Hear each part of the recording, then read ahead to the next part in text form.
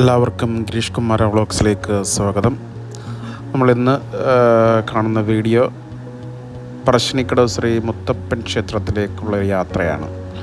അപ്പോൾ നമ്മൾ പയ്യന്നൂർ കണ്ണൂർ റൂട്ടിൽ ധർമ്മശാലയിൽ നിന്ന് ബസ് കയറി അതുകൊണ്ട് ഈ ബസ് സ്റ്റാൻഡിൽ നമ്മളെത്തും. മുത്തപ്പൻ പറശ്ശിനിക്കടവ് ബസ് സ്റ്റാൻഡാണ്, KSRTC സ്റ്റാൻഡ്. ഇപ്പോൾ ഇവിടെ ഇറങ്ങിക്കഴിഞ്ഞാൽ നമുക്ക് ഈ റോഡിലൂടെ പതുക്കെ അങ്ങോട്ട് നമുക്ക് നടക്കാൻ ദൂരമേ ഉള്ളൂ, അല്ലെങ്കിൽ ഒളിച്ച് പോകാൻ പറ്റും. ഇവിടെ വന്നിറങ്ങും ഈ പ്രദേശത്ത്. ഇത് പറശ്ശിനിക്കടവിൻ്റെ ഫ്രണ്ട് ഭാഗമാണ്. പറശ്ശിനിക്കടവിലോട്ട് പോകുന്ന ആ റൂട്ടാണ്. ഇടത്തും വലതുമായിട്ട് കടകളൊക്കെ ഉണ്ട്, ഇഷ്ടംപോലെ സാധനങ്ങളൊക്കെ മേടിക്കാൻ പറ്റിയ ഷോപ്പുകളുണ്ട്. മനോഹരമായ ഒരു കാഴ്ച.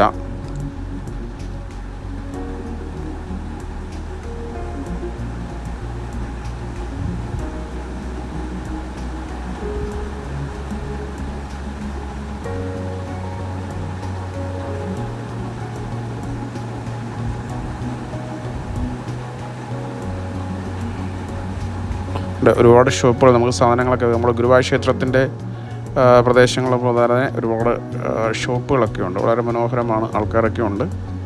അതുകൊണ്ട് ഇവിടെ ഇതിൻ്റെ ഒരു പ്രധാനപ്പെട്ട പ്രത്യേകത, മുത്തപ്പൻ ക്ഷേത്രത്തിൻ്റെ ഫ്രണ്ടാണിത്. ധാരാളം പട്ടികളെ കാണാൻ പറ്റും. അത് മുത്തപ്പൻ ക്ഷേത്രത്തിനകത്തും എല്ലാം ഉണ്ട്. അതൊരു പ്രശ്നമൊന്നും ഉണ്ടാക്കുന്ന പട്ടികളൊന്നുമല്ല, വളരെ മാന്യമായ പട്ടിയുടെ. അത് അവിടുത്തെ ഒരു നമ്മുടെ ശാസ്താംകോട്ട ക്ഷേത്രത്തിലെ കുരങ്ങെന്ന് പറയുന്ന പോലെ അവിടെ എപ്പോഴും ആ ക്ഷേത്രത്തിനകത്ത് നമുക്ക് പട്ടികളെ കാണാൻ പറ്റും. ആരെയും ഒന്നും ചെയ്യത്തുമില്ല, അവരാരും പട്ടി ഓട്ടിക്കത്തതുമില്ല. മുത്തപ്പൻ്റെ ഏറ്റവും അടുത്തൊരു അനുയായി എന്നുള്ള മുത്തപ്പൻ്റെ ഏറ്റവും അടുത്ത് തന്നെ ഒരു പട്ടിയുടെ പ്രതിഷ്ഠയുണ്ട്.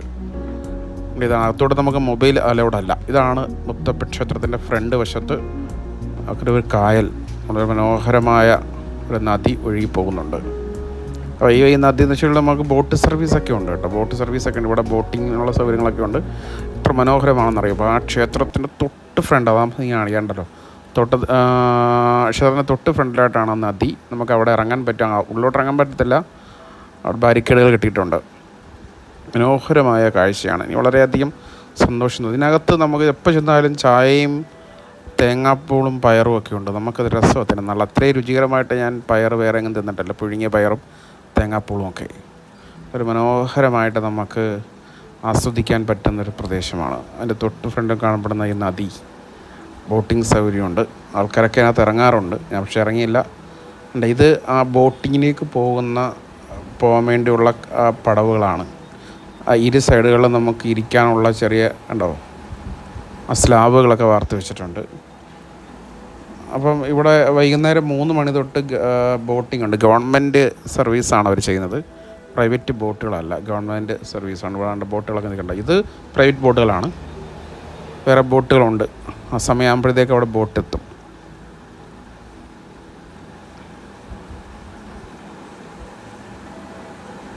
മനോഹരമായ കാഴ്ചയാണ്. ഇത് ഫ്രണ്ട് വ്യൂ, മുത്തപ്പൻ ക്ഷേത്രത്തിൻ്റെ ഫ്രണ്ട് വ്യൂ ആണ് ഇത്. അതാണ് തൊട്ട് ഫ്രണ്ടിൽ കായൽ. നോക്കൂ,